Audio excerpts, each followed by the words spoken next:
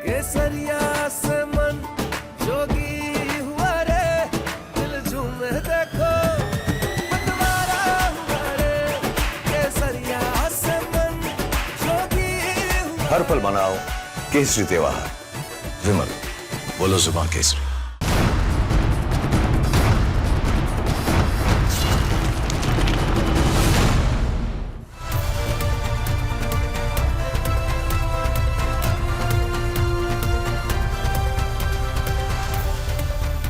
नमस्कार, बहुत स्वागत है आपका। आप देख रहे हैं प्रहार, आपके साथ मैं हूं सलोनी श्रीवास्तव अजमेरा। और प्रहार में आज सबसे पहले बात दुनिया की रफ्तार पर लगे इमरजेंसी ब्रेक की।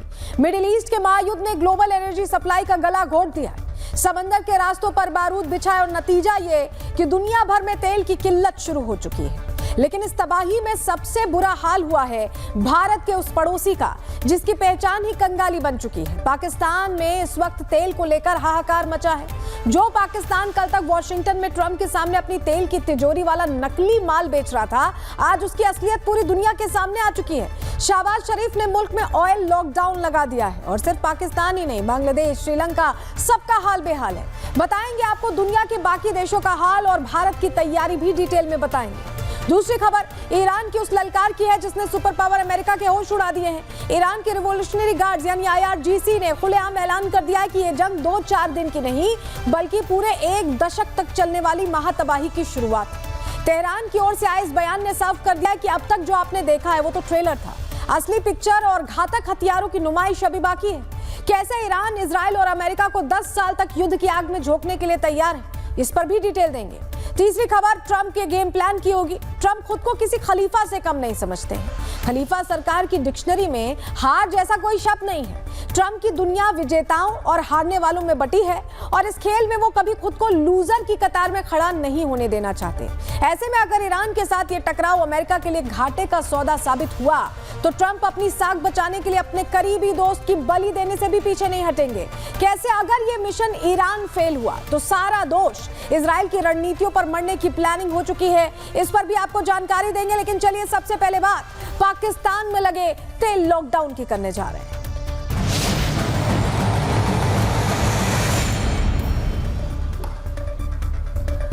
और चलिए प्रहार की शुरुआत करने जा रहे हैं आज की सबसे बड़ी खबर के साथ। आपको बताएं क्योंकि भारत में जहां पेट्रोल डीजल की 24/7 सप्लाई जारी है तो वहीं पाकिस्तान में बूंद बूंद के लिए मारामारी है। अभी इसी तरह के हालात पाकिस्तान में हो गए और ये बताता है कि भारत और पाकिस्तान में कितना बड़ा फर्क है।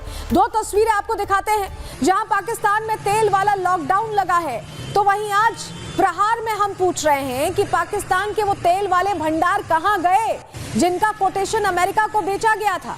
पाकिस्तान में वो तेल के कुएं आज कहां हैं जिनके ऊपर से ढक्कन हटाने की बात शहबाज शरीफ किया करते थे। पाकिस्तान आज तेल का प्यासा है तो मुल्ला मुनीर सिर्फ दिलासा क्यों दे रहे हैं। और सबसे बड़ा सवाल तो आज सो कॉल्ड सुपर पावर देश अमेरिका के राष्ट्रपति डोनाल्ड ट्रंप से, जो बीते साल कहा करते थे कि शायद एक ऐसा वक्त भी आएगा जब भारत पाकिस्तान से तेल खरीदेगा। डोनाल्ड ट्रंप का ये पोस्ट जो हम अभी आपको दिखा रहे हैं ये आपको याद होगा, जहां शहबाज शरीफ की फ्रॉड डील में फंसने के बाद ट्रंप कुछ ऐसा पोस्ट कर बैठे थे। कहते थे कि वो पाकिस्तान से तेल निकालेंगे और एक ऐसा वक्त आएगा जब भारत पाकिस्तान से तेल खरीदेगा। इसको लेकर बकायदा ये लंबा चौड़ा पोस्ट जो हम आपको दिखा रहे हैं, ये देखिए, who knows maybe they will be selling oil to India someday. कभी हो सकता है कि भारत को भी पाकिस्तान तेल बेचे। ये बड़ी बड़ी बातें ट्रुथ सोशल पर डोनाल्ड ट्रंप ने ही कही थी और आज इन बातों को लेकर ऐसा लग रहा है कि बिल्कुल फंस चुके हैं, कुछ है ही नहीं उनके पास। आज पाकिस्तान में पेट्रोल डीजल के लिए लोग एक दूसरे का सर फोड़ रहे हैं, तो वही सवाल तो ये भी पूछा जाएगा कि वो तेल भंडार कहाँ हैं जिसके डॉलर में दाम लग गए थे। ग्राफिक्स के जरिए कुछ डिटेल्स आपको दे देते हैं, पूरी कहानी आपके सामने हम रखते हैं, बताते हैं। देखिए, पाकिस्तान में तेल को लेकर आवाम के बीच अब जंग छिड़ती दिख रही है। पाकिस्तान के कई शहरों में इस वक्त तेल खत्म होने के कगार पर पहुंच चुका है, जबकि बीते साल पाकिस्तान में तेल भंडार की चर्चा हो रही थी। बाकायदा डोनाल्ड ट्रंप को तेल भंडार का मेन्यू भेजा गया था। तेल भंडार की तस्वीरें दिखाने मुनीर वॉशिंगटन पहुंचे थे और इसके बाद डोनाल्ड ट्रंप भी तेल भंडार पर फिदा नजर आए थे। शहबाज शरीफ और मुनीर के साथ जमकर फोटो भी उन्होंने खिंचवाई। ट्रंप ने पाकिस्तान के साथ नए समझौते की बात भी कही थी। बोला था कि शायद एक दिन भारत पाकिस्तान से तेल खरीदेगा। लेकिन अब पाकिस्तान की जो सच्चाई ये कहें, कलई कहें, पूरी तरह से पोल खुल चुकी है। पाकिस्तान बूंद बूंद तेल के लिए तरसता दिख रहा है और अब डोनाल्ड ट्रंप भी पाकिस्तान की ठग वाली नीति समझ गए होंगे। पाकिस्तान दशकों से तेल भंडार के नाम पर चूना लगाता रहा है, लेकिन अब पाकिस्तान अपने ही खेल में बुरी तरह से फंस चुका है, क्योंकि अब एक्सपोज हो चुका है। और आप समझिए कि पाकिस्तान को अमेरिका से मिला चेक तो शायद बाउंस भी हो जाएगा, लेकिन तेल के लिए हाथ मसलते शहबाज शरीफ ने कैसे पूरे देश में तेल वाला लॉकडाउन लगाया है, वो बयान भी आपको सुनना चाहिए, क्योंकि पाकिस्तान में ऑयल इज नॉट वेल। सुनिए जरा। आइंदा 2 माह के लिए सरकारी महकमों की गाड़ियों को मिलने वाले तेल में 50% फिल फॉर कटौती की जा रही है। आइंदा 2 माह के लिए तमाम सरकारी महकमों की 60% गाड़ियों को बंद किया जा रहा है। तमाम सरकारी महकमों के तनख्वाहों के अलावा किए जाने वाले अखराजात में 20% कमी की जा रही है और सरकारी अफसरान के बैरून मुल्क दौरों पर भी मुकम्मल पाबंदी आयद कर दी गई है। देखिए, शहबाज शरीफ को आपने सुना, उनकी हालत देखने के बाद आपको लग रहा होगा कि कितनी बुरी स्थिति है पाकिस्तान की और किस तरह से पाकिस्तान फंस गया है। चलिए जानकारी आपके सामने ग्राफिक्स के जरिए रखते हैं, आपको पूरी डिटेल हम देते हैं ग्राफिक्स के जरिए, क्योंकि ईरान युद्ध की आग में पाकिस्तान के चूल्हे तक ये आग पहुंच चुकी है। आप समझिए बहुत नुकसान हो रहा है पाकिस्तान को। क्यों हम ऐसा कह रहे हैं, हम डिटेल आपको समझाने जा रहे हैं, क्योंकि इसके पीछे पूरी लंबी कहानी है। देखिए, ईरान युद्ध जो चल रहा है पूरी दुनिया पर असर हो रहा है और सबसे ज्यादा पाकिस्तान पर। मिडिल ईस्ट में युद्ध के चलते पाकिस्तान में इस वक्त हाहाकार जैसी स्थिति बनी हुई है। युद्ध के बीच तेल सप्लाई प्रभावित होने से हालात बेकाबू हो गए हैं पाकिस्तान में, और अब शहबाज शरीफ ने अपने ही लोगों पर पाबंदियां लगा दी हैं, सैंक्शंस लगा दिए हैं। सांसदों की सैलरी में 50% की कटौती कर दी गई है पाकिस्तानी पार्लियामेंट में। सरकारी गाड़ियों का इस्तेमाल भी आधा कर दिया गया है, स्लैश डाउन आधा कर दिया गया है। साथ ही नई गाड़ियां, फर्नीचर और एसी खरीदने पर भी रोक लगा दी गई है पाकिस्तान में। तेल बचाने के लिए पाकिस्तान में कामकाज अब वर्क फ्रॉम होम ही होगा, वही वाला मॉडल जो शायद कोविड में फॉलो होता था।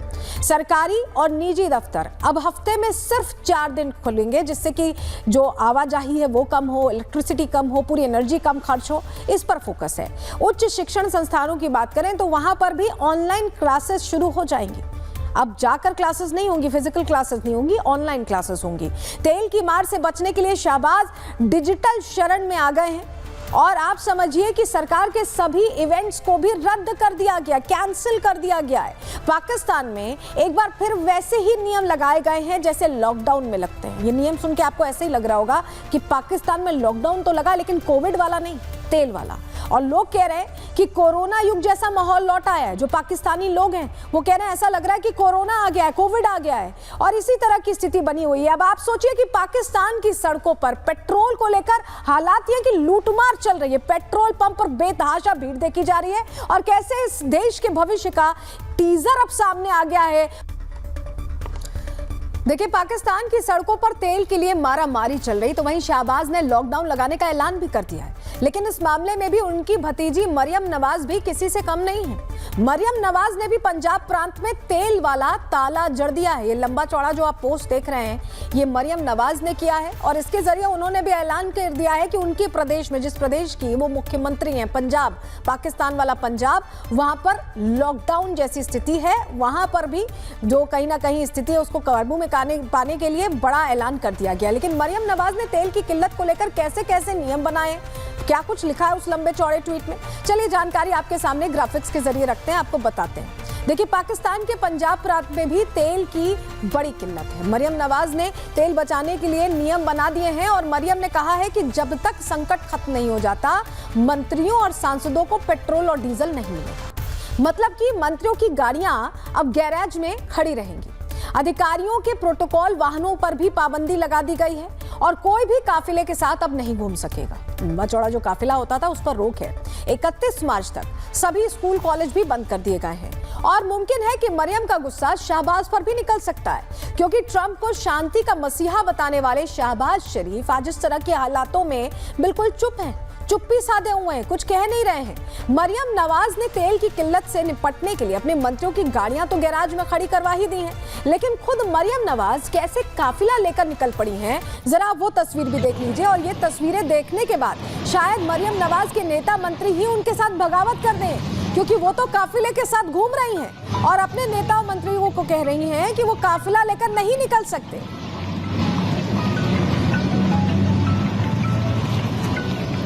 अब देखिए पाकिस्तान में कैसे तेल के दाम रॉकेट बन चुके हैं, ये डिटेल्स भी आपको दे देते हैं, क्योंकि बहुत बुरी स्थिति है पाकिस्तान में।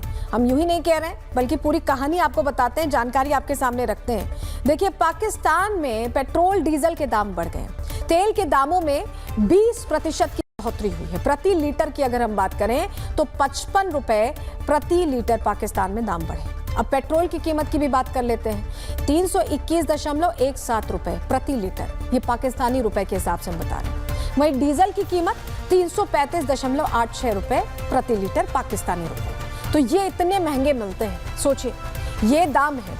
और आप सोचिए कि मिडिल ईस्ट में युद्ध के बीच भारत में तो आपको बताएं कि अभी हालात बेहतर हैं, भारत में अलग तैयारी है, इसका असर नहीं देखने को मिल रहा है, लेकिन भारत के पड़ोस में ईरान युद्ध का भयंकर असर है, भीषण असर है, साफ असर दिख रहा है। और पूरी कहानी जो हम कह रहे हैं कि पड़ोसियों की हालत खराब है, जरा आपको ग्राफिक्स के जरिए और तस्वीर के जरिए समझाते हैं। ये देखिए पाकिस्तान, ये पाकिस्तान है, पाकिस्तान में लाइनें लगी हुई हैं, वहां पेट्रोल पंप पे झगड़ा झंझट फायरिंग शुरू हो चुकी है। अगर बांग्लादेश की बात करें तो ऐसे वाहनों की कतारें लगी हैं, लोग गाड़ी छोड़ कर जा रहे हैं अपनी, क्योंकि घंटों लग जा रहे हैं, क्योंकि लिमिटेड तेल लेना है और ऐसे में टेंशन ये है कि किसे कैसे तेल मिले। श्रीलंका की भी हालत खराब है, श्रीलंका पहले इकोनॉमिक क्राइसिस झेल चुका है और अब वहां पे फिर से वही हालात बन गए। देखिए तो ये हमारे पड़ोसी मुल्कों का हाल है, ये हमारे पड़ोसी मुल्कों का हाल है कि वहां पर तेल भंडार के नाम पर कुछ नहीं है और हालात ऐसे हो गए हैं कि लोग अब सोच रहे हैं कि वो जल्दी से अपनी गाड़ी को रिफ्यूल करा ले, ऐसा ना हो कि पूरा का पूरा तेल भंडार खाली हो चुका हो इस युद्ध के हालात में।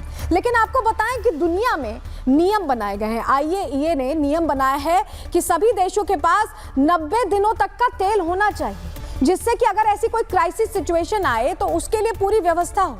लेकिन नियमों के बावजूद पूरी दुनिया में क्या स्थिति, कौन कौन से देश पहले से तैयारी करके रखे हुए हैं, चलिए जानकारी आपके सामने रखते हैं, ग्राफिक्स के जरिए आपको बताते हैं। क्योंकि देखिए अमेरिका की बात करें तो 854 मिलियन बैरल, ये दुनिया का सबसे बड़ा तेल रिजर्व इनके पास है, सबसे बड़ा स्टॉक है, इसीलिए अमेरिका निश्चिंत दिख रहा है, युद्ध में कूदा हुआ दिख रहा है। जापान दूसरे नंबर पर है, 470 मिलियन बैरल तेल है इनके पास भी 150 दिनों तक की पूरी तैयारी है, अभी बेफिक्र है। अगला नाम आता है, आपको बताएं सऊदी UAE में भी जापान के भंडार है। अगला नाम फ्रांस का आता है जो तीसरे नंबर पर है, 120 मिलियन बैरल तेल, इनके पास भी तैयारी पूरी है। और बाकायदा आपको बताएं कि फ्रांस के पास तो मैनेजमेंट के लिए, तेल के मैनेजमेंट के लिए एक समर्पित संस्था सैजिस भी है जो पूरी तरह से मैनेजमेंट देखती है तेल का। इटली की बात कर लेते हैं, इनके पास भी 76 मिलियन बैरल तेल है, इनकी भी तैयारी दिख रही है। वहीं कानूनन जो 90 दिनों का स्टॉक रखना है उसी हिसाब से उन्होंने 76 बैरल तेल रखा है। यूके में 68 मिलियन बैरल तेल रखा हुआ है, उनकी भी तैयारी दिखती है। सरकारी और प्राइवेट कंपनीज साझा बैकअप बनाकर रखती हैं, जिससे कि कोई आपातकालीन स्थिति आए तो तैयारी रखें। लेकिन चौंकाने वाला नाम इस लिस्ट में कनाडा का है, क्योंकि इनकी कोई सरकारी इमरजेंसी भंडार है ही नहीं कनाडा का, जबकि आपको बताएं कि दुनिया का चौथा सबसे बड़ा प्रोड्यूसर, और वजह भी यही है कि इन्होंने भंडार नहीं रखा है, क्योंकि इनके पास रोजाना 50 लाख बैरल तेल खुद इन्हीं के देश में निकलता है, तो इनको लग ही नहीं रहा कि इन्हें इमरजेंसी में कोई जरूरत होगी, अपने देश से ही आपूर्ति अपनी पूरी कर लेंगे, इन्हें ऐसा लगता है। लेकिन अब देखिए दुनिया में तो तेल की दिक्कत किस तरह से है ये हमने आपको बताया, लेकिन भारत में जमीन पर क्या हाल है, ग्राउंड रिपोर्ट आपको जरा दिखा देते हैं। दुनिया के कई देशों में युद्ध का संकट गहराया हुआ है, खास तौर से गल्फ कंट्री आपस में लड़ रहे हैं। ऐसे में यह कहा जा रहा है कि जो कच्चा तेल है उसका प्रभाव तो भारत में नहीं पड़ने वाला है, क्योंकि पाकिस्तान बांग्लादेश में भारी प्रभाव इस युद्ध का पड़ा है, वहाँ पर लाइनें लगी हैं और फ्यूल प्राइस में काफ़ी इजाफा हुआ है। लेकिन मैं भारत में हूँ, उत्तर प्रदेश की राजधानी लखनऊ में हूँ और यहाँ हजरतगंज जो सबसे पॉश इलाका है वहाँ के एक पेट्रोल टंकी पर आया हुआ हूँ और देखने की आखिर यहाँ पर स्थिति क्या है। क्या यहाँ पर लाइन लगी है, क्या यहाँ पर कोई पैनिक की स्थिति है। लेकिन आप देखिए ये हजरतगंज के बगल में जो पेट्रोल टंकी है यहाँ पर आप देखिए कि सब कुछ सामान्य चल रहा है, स्थिति यहाँ पर सामान्य है। लखनऊ से आपने रिपोर्ट देख ली और कमोबेश आपको बताएं देश के हर शहर का यही हाल है। यहाँ पूरी व्यवस्था, कहीं कोई लाइन, कोई ऐसी मतलब परेशानी नजर नहीं आ रही। भारत में तेल की दिक्कत कहीं नहीं है और इसके पीछे की वजह है हमारी आत्मनिर्भरता। और पाकिस्तान की हालत आज क्या है, एक कंपैरिजन बहुत जरूरी हो जाता है क्योंकि पाकिस्तान बहुत होड़ लगाता है जब भारत से, और मुझे लगता है कि ये कंपैरिजन पाकिस्तानियों को भी देखना चाहिए। चलिए जानकारी आपके सामने रखते हैं, जरा एक बार फर्क समझ लीजिए इस देश में जिन्होंने भारत को चुना। जब भारत बन रहा था तो उसके दो टुकड़े हो रहे थे, पाकिस्तान जो चले गए उनके लिए ये आईना है। पेट्रोल की कीमत देखिए 321.17 रुपए कंगाल पाकिस्तान में है, ये स्थिति है। भारत में 94.77 पैसे, ये भारत की स्थिति है। आत्मनिर्भर भारत का ये दम आप देखिए। अगली जानकारी रखेंगे सामने, पेट्रोल की कीमतों का फर्क हमने बता दिया। डीजल की कीमतें देखिए 355 रुपए 86 पैसे पाकिस्तानी, वहीं डीजल हमारे यहाँ 87 रुपए 62 पैसे। बहुत फर्क है, 3 गुना 4 गुना का। इनकी करेंसी भी बहुत खराब है, वैसे अगर देखें इनकी करेंसी बहुत कमजोर है। युद्ध के बाद यहाँ 55 रुपए की बढ़ोतरी हो गई पाकिस्तान में, तुरंत इजाफा कर दिया गया कीमतों में। हमारे यहाँ कोई बढ़ोतरी नहीं हुई है, कोई बदलाव नहीं है, बदस्तूर जैसी जो कीमत थी वैसी चल रही है। लेकिन कंगाल पाकिस्तान में पेट्रोलियम रिजर्व कितना है, कुछ ही दिन का स्टॉक है और यही वजह है कि उन्होंने अब रैशनिंग शुरू कर दी। 20 लीटर ही दे रहे हैं, दफ्तर बंद कर रहे हैं, वर्क फ्रॉम होम चल रहा है, स्कूल कॉलेज बंद चल रहे हैं। वहां पर युद्ध तो चल नहीं रहा लेकिन हालातों को देखते हुए। लेकिन हमारे यहाँ 74 दिनों का बैकअप है, तैयारी पूरी, और 40 और देशों से लेते हैं हम। आप ऐसा नहीं है कि एक ही देश से लेते हैं, तो ऐसी कोई समस्या नहीं है। लेकिन अगर पाकिस्तान की बात करें तो 80% तेल इनका मिडिल ईस्ट से आता है और यही इनकी समस्या की वजह है। लेकिन हमारे पास रशिया से आता है, अमेरिका से आता है, वेनेजुएला से आता है, डाइवर्सिफाइड है। हम सिर्फ मिडिल ईस्ट पर नहीं टिके हुए हैं और रशिया तो कह रहा है कि जरूरत पड़ेगी तो और तेल दे दिया जाएगा, तो कोई समस्या नहीं है हमारे लिए। इसीलिए हम कह रहे हैं कि हम अलग अलग देशों से लेते हैं और यही वो बहुत बड़ा फर्क है जो पाकिस्तान से अलग भारत को खड़ा करता है। हमारी तैयारी, हमारी रणनीति, सप्लाई रूट इनका पाकिस्तान का सिर्फ हॉर्मुज स्ट्रेट है जिसको ईरान इस वक्त पहरेदारी में रख रहा है। तमाम युद्धपोत खड़े हैं, कह दिया गया है बंद कर दिया जाएगा। लेकिन हमारा सप्लाई रूट नॉन हरमुज रूट है। हमारा 60% तेल हरमुज से भी आता है लेकिन 60%, जो 100% का 60% है वो दूसरे रूट से आता है। और इस तरह की आपात स्थिति अगर आती है, हरमुज स्ट्रेट बंद होता है, तो हम और जगहों से तेल ले सकते हैं। ऐसे ही हमारी कोई बाध्यता नहीं है कि हमें उसी रास्ते से लेना है। विकल्प में इनके पास रूस तो है लेकिन इनके पास IMF का इतना भारी भरकम कर्ज है, कहां से लेंगे। रूस नहीं देता है तेल कर्जे पे, कर्जे वाला काम नहीं करता, रशिया क्लियर रहता है। लेकिन हमारे पास रशिया से तेल खरीदना हमने जारी रखा ही हुआ है और ऑप्शन है कि ऐसी स्थिति में हम और ज्यादा तेल सप्लाई वहां से कर सकते हैं। तो हमारे पास क्राइसिस के लिए पहले से बैकअप तो है ही और हमारे पास तैयारी भी है कि अगर हरमुज स्ट्रेट बंद होता है, कोई तेल सप्लाई बाधित होती है, तो हमारे पास एक्शन प्लान है। हम बिना एक्शन प्लान के नहीं चल रहे हैं और यही समझिए कि यही फर्क है, ये बहुत बड़ा फर्क है जो भारत को रणनीतिक रूप से, जो हम कहते हैं कि विश्व गुरु है या प्लानिंग के साथ चलता है, तो यही सब चीजें, छोटी छोटी चीजें इसे इतना बड़ा करती हैं और ऐसा दिखाती हैं। लेकिन आपको बताएं कि आप युद्ध में जो हालात हैं तो संकट तो होगा ही, लेकिन कौन इस संकट से कैसे निकलता है ये मायने रखता है। भारत सरकार तेल के बाद गैस को लेकर कैसे तैयार है, इसे आप इस खबर से समझ सकते हैं जो हम आपको बता रहे हैं। LPG सिलेंडर की बुकिंग को लेकर नए आदेश जारी किए गए हैं। सरकार ने पैनिक बुकिंग और कालाबाजारी रोकने के लिए रिफिल बुकिंग की समय सीमा में बदलाव किया। अब उपभोक्ता एक सिलेंडर की डिलीवरी के लिए कम से कम 25 दिन बाद ही दूसरा सिलेंडर बुक कर पाएंगे। पहले ये सीमा 21 दिन की थी। तो हम तैयारी के साथ चल रहे हैं, सिलेंडर को लेकर, गैस को लेकर भी कोई ऐसी आपात स्थिति ना आए, इसको लेकर हम रणनीतिक रूप से सरकार काम कर रही है। भारत में गैस बुकिंग को लेकर ग्राउंड पर क्या हाल है, आपको रिपोर्ट दिखा रहे हैं हमारे सहयोगी की। वेस्ट एशिया में उत्पन्न हुए हालात के बाद जम्मू संभाग की अगर बात करें तो यहां किसी भी तरह के LPG या फिर कमर्शियल सिलेंडर्स की दिक्कत नहीं है। इस वक्त हम जो हैं जम्मू गैस एजेंसी के जो गोडाउन है यहां पर मौजूद हैं और यहां पर आप देखेंगे तो रेगुलर तौर पर काम यहां पर जारी है। 400-500 के करीब कमर्शियल सिलेंडर्स हैं, 300 के करीब जो हैं जो नॉर्मल जो कि नॉन कमर्शियल सिलेंडर्स हैं वो यहाँ पर मौजूद हैं और लगातार जो है इन्हें बाहर ले जाने का, इन्हें लोड करने का, लोडिंग अनलोडिंग लगातार यहाँ पर जारी है। किसी भी तरह का क्राइसिस जो है वो आपको यहाँ देखने को नहीं मिलेगा। ये जो है हिंदुस्तान पेट्रोलियम का जो गोडाउन है और यहाँ आप दोनों तरफ देखेंगे तो जो कमर्शियल सिलेंडर्स हैं, नॉन कमर्शियल सिलेंडर्स हैं, जो कि शॉर्ट यूसेज सिलेंडर्स हैं जिसमें 10 kg, 5 किलोग्राम, 14 किलोग्राम और 19 किलोग्राम के सिलेंडर्स आते हैं, वो यहाँ पर आपको देखने को मिल जाएंगे कि बड़ी तादाद में यहाँ पर अवेलेबल है। तो देखिए, दुनिया में ऐसे कई देश हैं जो इस महायुद्ध के बाद अब पूरी तरह से प्रभावित दिखाई दे रहे हैं और उस लिस्ट में टॉप कर रहे हैं भारत के पड़ोसी। आप रिपोर्ट देखिए।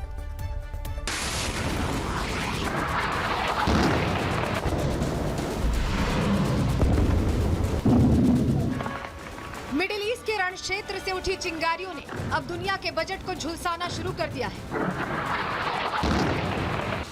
ईरान, इजराइल और अमेरिका के बीच मचे इस घमासान ने ग्लोबल एनर्जी सप्लाई लाइन का गला घोट दिया है। समंदर का वो रास्ता जो कल तक ग्लोबल मार्केट की लाइफलाइन था, आज वहां युद्धपोतों का पहरा है। कच्चे तेल के कुओं पर हो रहे हमलों ने अंतर्राष्ट्रीय बाजार में ऐसी अनिश्चितता पैदा कर दी है कि कई मुल्कों का पहिया थमने के कगार पर है। इस वैश्विक संकट में सबसे खराब स्थिति भारत के पड़ोसियों की है। पाकिस्तान में तेल का लॉकडाउन लगा है, दफ्तर स्कूल बंद कर दिए गए हैं, कीमतें 335 रुपए के पार पहुंच चुकी हैं। बांग्लादेश में पेट्रोल पंप पर राशनिंग हो रही है। 5000 टन तेल के लिए भारत पर निर्भर करता है बांग्लादेश। श्रीलंका में भी हालत खराब है। तेल के दामों में 25% का भारी उछाल देखा गया है, जिससे श्रीलंका में हाहाकार मच गया है। वियतनाम में तो वर्क फ्रॉम होम अनिवार्य कर दिया गया है। ट्रांसपोर्टेशन पर इमरजेंसी ब्रेक लगा दिया गया है। यानी इस ग्लोबल संकट की सबसे खौफनाक मार भारत के पड़ोसियों पर पड़ी है। पाकिस्तान, बांग्लादेश, श्रीलंका बेहाल है। वियतनाम ने तो अपनी कंपनियों से कह दिया है कि अगर तेल बचाना है तो लोगों को घरों में कैद करो। ये देश आज बूंद बूंद तेल के लिए तरस रहे हैं, क्योंकि इनकी पूरी सप्लाई लाइन इस महायुद्ध की भेंट चढ़ चुकी है। लेकिन इस ग्लोबल मेल्टडाउन के बीच भारत रणनीति के साथ तैयार है। जहां पड़ोसी मुल्कों में हाहाकार है, वहीं भारत में पेट्रोल डीजल की कीमतें स्थिर हैं।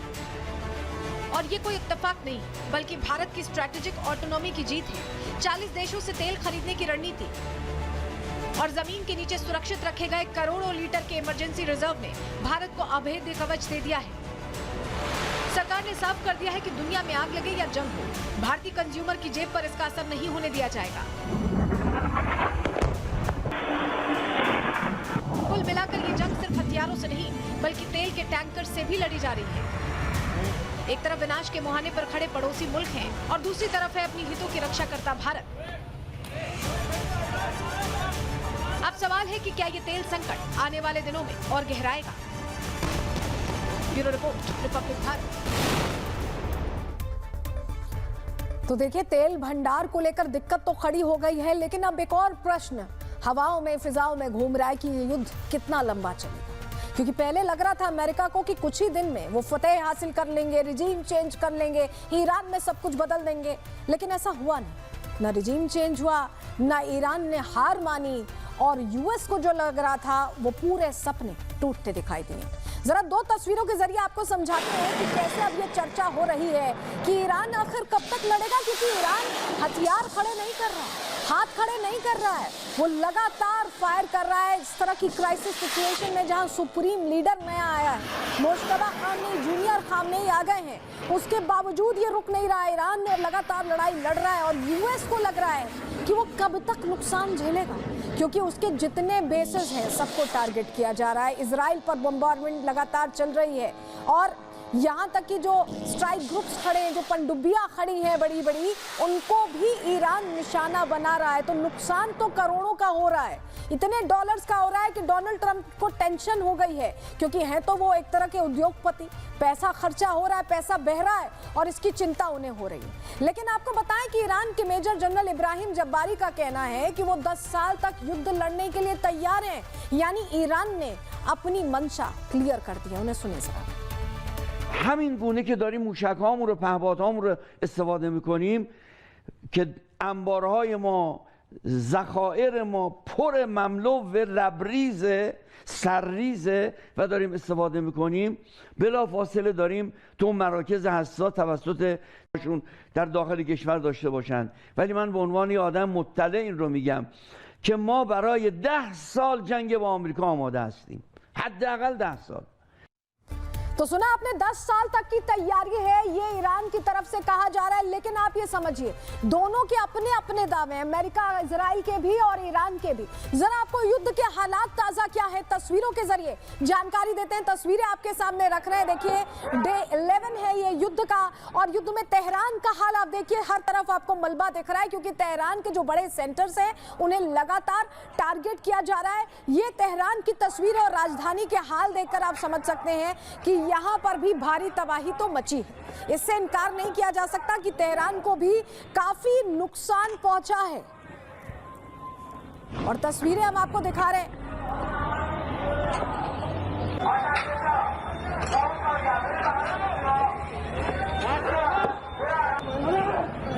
और अगली तस्वीर आपको दिखाते हैं, क्योंकि ये समझिए कि ये कम्युनिकेशन सैटेलाइट तबाह हो गई है। आईडीएफ के सबसे बड़े कम्युनिकेशन सैटेलाइट को तबाह किया गया है ईरान की तरफ से।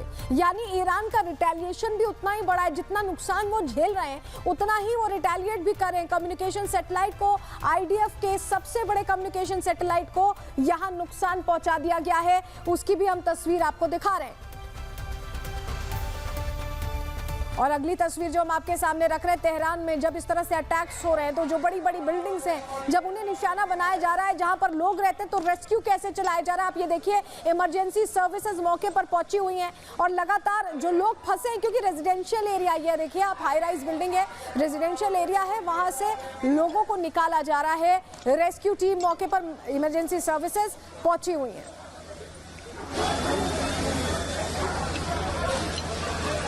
अगली तस्वीर ये देखिए, इजराइल पर कैसे बड़ा अटैक हुआ है। सिर्फ ईरान को ही टारगेट नहीं किया जा रहा, ईरान को ही नुकसान नहीं पहुंच रहा, ईरान उतना नुकसान पहुंचा भी रहा है। ये इजराइल की तस्वीर हम आपको दिखा रहे हैं।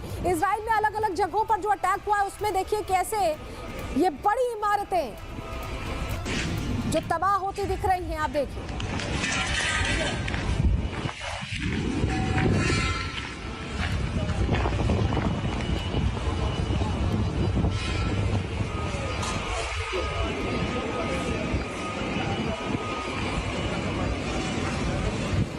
तस्वीर जो हम आपको दिखा रहे हैं, ये देखिए, ये ईरानी शिप है जिससे ये पूरा धुआं आप उठता देख रहे हैं। ईरानी शिप को अमेरिका और ईरान ने टारगेट किया है। ये अलग अलग तस्वीरें दिख रही हैं, यानी समंदर में भी ये युद्ध चल रहा है। आप ये समझिए, जो शिप का मूवमेंट होता है उसे पूरी तरह से ट्रैक किया जा रहा है, और ऐसे में ईरानी शिप को स्पॉट करते ही अमेरिका और इजराइल ने यह अटैक किया है।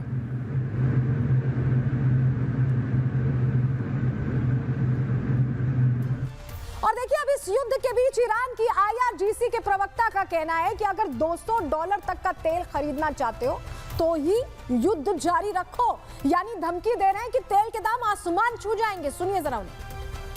از دولت‌های کشورهای اسلامی انتظار می‌رود هرچه سریعتر آمریکای جنایتکار و رژیم وحشی صهیونیستی را از چنین اقدامات بزدلانه ضد بشری برحذر دارند تا شعله‌های آتش و جنگ بیش از این گسترش نیابد. در غیر این صورت اقدامات مشابهی در منطقه صورت خواهد گرفت و اگر تحمل نفت بیش از بشکه‌ای $200 را دارید این بازی را ادامه دهید. और आपको बताएं कि ईरान की सेना को डोनाल्ड ट्रंप ने भी जवाब दिया और कहा है कि कोई भी तेल को लेकर हमें बंधक नहीं बना सकता है। जवाब क्या दिया है, सुन लीजिए। As we continue Operation Epic Fury, we're also focused on keeping energy and oil flowing to the world.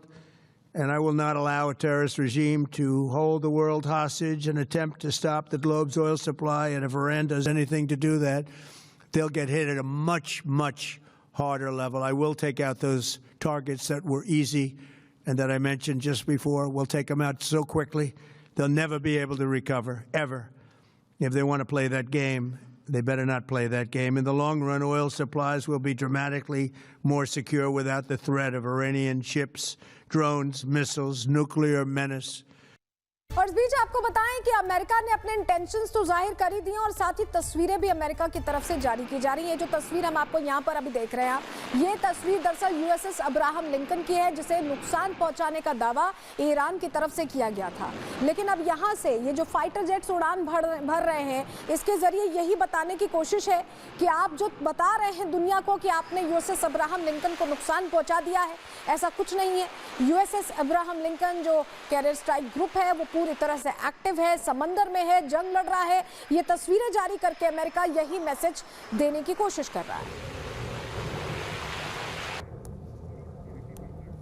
और क्योंकि तीसरा युद्धपोत भी आ चुका है मैदान में, यूएसएस फ्रैंकी पीटरसन जिसकी तस्वीर आप देख रहे हैं, उससे टॉम हॉक मिसाइल्स कैसी दागी जा रही हैं, ईरान पर कैसे उसके जरिए अटैक हो रहा है, ये भी बताने की कोशिश यहां पर की जा रही कि तीसरा कैरियर स्ट्राइक ग्रुप भी मैदान में आ चुका है। ये देखिए टॉम हॉक मिसाइल दागी जा रही है, जिसकी तस्वीर जारी करके मैसेजिंग यहां बड़ी की जा रही है।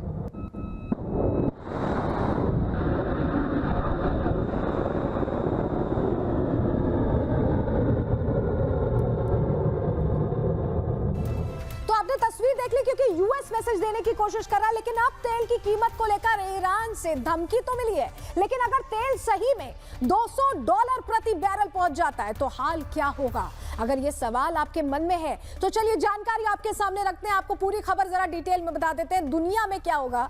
औसत महंगाई 3 से 8% तक वृद्धि दर हो जाएगी, ये हालात होने वाले हैं। और वैश्विक आर्थिक विकास दर 2% कम हो जाएगी। अगर 200 बैरल तेल पहुंच जाता है, $200, तो आप समझिए इस तरह की स्थिति हो सकती है। $200 प्रति बैरल में इतनी तब्दीलियां आ सकती है और इसका असर पूरी दुनिया पर पड़ेगा, क्योंकि वृद्धि दर जो है महंगाई में दुनिया में सभी देशों में 3 से 8% वृद्धि दर पहुंच जाएगी। यानी सारे ही देशों में महंगाई बढ़ जाएगी और काफी ज्यादा बढ़ेगी। उसको कितना भी कंटेन करने की कोशिश करेंगे, लेकिन 3 से 8% तक का उछाल उसमें आएगा ही आएगा। हालांकि कुछ देश जो रणनीति बनाकर चल रहे हैं, जैसे भारत भी उसमें शामिल है, तो वहां पर थोड़ा कम हो सकता है, लेकिन असर होगा। और वैश्विक आर्थिक विकास दर जो ग्रोथ इंडेक्स है, उसमें 2% तक की कमी आ सकती है। जो देश बढ़ रहे हैं, जो डेवलपिंग नेशंस हैं, उनके लिए ये थोड़ी खतरे की घंटी है। अब आप समझिए ये हो जाएगा अगर $200 प्रति बैरल होता है तेल। ऐसे में ट्रंप ने फिलहाल तो कह दिया है कि दुनिया में तेल को कोई खतरा नहीं होने देंगे, उनकी तरफ से कह दिया गया है। सुनिए जरा। Hormuz is going to remain safe. We have a lot of Navy ships there. We have the best equipment in the world, inspecting for mines. Again, most of their ships are down at the bottom of the sea, but we will hit them so hard that it will not be possible for them or anybody else helping them. और इस बीच आपको बताएं कि नई तस्वीरें जो सामने आई हैं उसमें समझ में आ रहा है कि ईरान के अटैक्स बढ़ गए हैं। तस्वीर आपके सामने रखते हैं। देखिए बगदाद का जो एयरपोर्ट है वहां पर अटैक किया गया, उसकी ये तस्वीर हम आपको दिखा रहे हैं। और ये इसलिए क्रूशियल हो जाता है क्योंकि यहां पर पास में ही यूएस का बेस है। सवाल तो ये है कि ट्रंप रोकेंगे कैसे, क्योंकि ईरान तो लगातार हमले कर रहा है। और ये बगदाद की तस्वीर भी हम आपको दिखा रहे हैं। बगदाद एयरपोर्ट के पास ही कहा जाता है यूएस का जो बेस है वो है, और ऐसे में उसे टारगेट किया गया है। ये तस्वीर आप देख रहे हैं क्योंकि ईरान रुक नहीं रहा है। अलग अलग जगहों से अटैक्स की तस्वीरें सामने आ रही है। पूरा जो हाईलाइटेड एरिया एयरपोर्ट है और वहां पर ये अटैक्स हुए हैं रणनीतिगत तरीके से। देखिए धमाका से। और सिर्फ बगदाद की ही बात नहीं है, इराक में भी जो यूएस बेस है उसे भी निशाना बनाया गया है। उसकी तस्वीर भी यहां हम आपको दिखा रहे हैं। देखिए इराक का जो यूएस बेस है उसे टारगेट कर दिया गया और भारी बमबारी वहां पर भी देखी गई।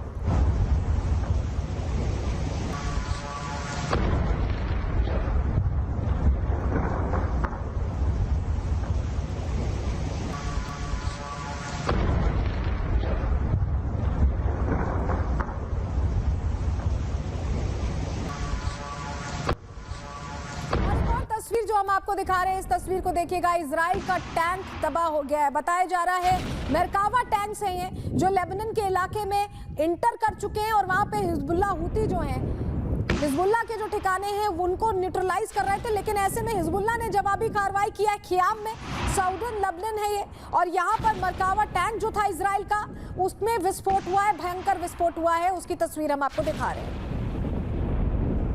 मरकावा टैंक्स के जरिए देखिए ग्राउंड एक्सरसाइज पहले ही इजराइल ने की थी और लेबनान का एक हिस्सा अपने कब्जे में ले लिया था। ये साउदर्न लेबनान का ही हिस्सा है जहां पर मरकावा टैंक्स थे, लेकिन उन्हें हिजबुल्ला लड़ाकों ने निशाना बनाया है। इस बीच आपको बताएं हाइफा से गुजरती ईरानी मिसाइल की आवाज भी सुनाई दी। हाइफा बड़ा पोर्ट है इजराइल का और वहां पर जब ईरानी मिसाइल गुजरी है तो सुनिए आवाज सुनिए।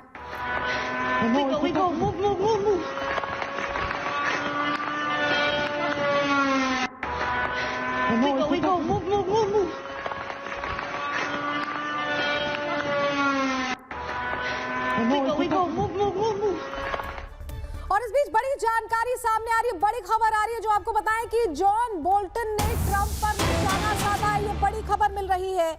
जॉन बोल्टन ने ट्रंप पर निशाना साधते हुए बड़ी बात कह दी है। उन्होंने कहा है कि अगर हालात बिगड़े तो नेतन्याहू पर दोष डालेंगे ट्रंप की दुनिया में वो हारते नहीं हैं। ये बहुत बड़ी खबर हम आपको बता रहे हैं। जॉन बोल्टन जो वहां के हालातों पर पैनी नजर रखते हैं, उन्होंने कहा है कि अगर जैसा ट्रंप चाहते हैं वैसा नहीं होता है, नाकाम होते हैं, तो वो अपनी गलती नहीं बताएंगे, किसी और की गलती बता देंगे। पूर्व एनएसए है और नजर रखते हैं हालातों पर। अभी भी वो बहुत मुखर होकर बोलते हैं और उनकी ये बात बड़ा इशारा करती है। बड़ी खबर यही आपको बता रहे हैं। बोल्टन कह रहे हैं कि अगर जैसा ट्रंप चाहते हैं वैसा नहीं होता है और ट्रंप हारते हैं तो वो सीधे सीधे इसका पूरा ठीकरा नेतन्याहू पर फोड़ देंगे। इसको लेकर बोल्टन की ये बड़ी बात आप समझिए और वो डोनाल्ड ट्रंप को बहुत अच्छे से समझते हैं। उनकी तरफ से ये बात कही जा रही है, इसका अर्थ बड़ा है। यानी अगर हारते हैं तो वो खुद को लूजर नहीं बताएंगे, बल्कि सीधे सीधे कह देंगे कि सब कुछ नेतन्याहू का किया हुआ है, उन्हीं का निर्णय खराब रहा, उन्हीं की गलतियां हैं। और आपको बताएं कि सलाहकार रह चुके हैं तो उनकी बातों को बहुत गंभीरता से लेना पड़ेगा। तो ऐसा लग रहा है कि ट्रंप अगर हारते हैं तो उनके पास एक प्लान तैयार है, उस प्लान में विलन बनेंगे नेतन्याहू। इस तरह की खबरें सामने आ रही हैं, इस पर हमारी नजर है। फिलहाल रुक रहे हैं प्रहार में एक छोटे से ब्रेक के लिए, जल्द लौटते हैं।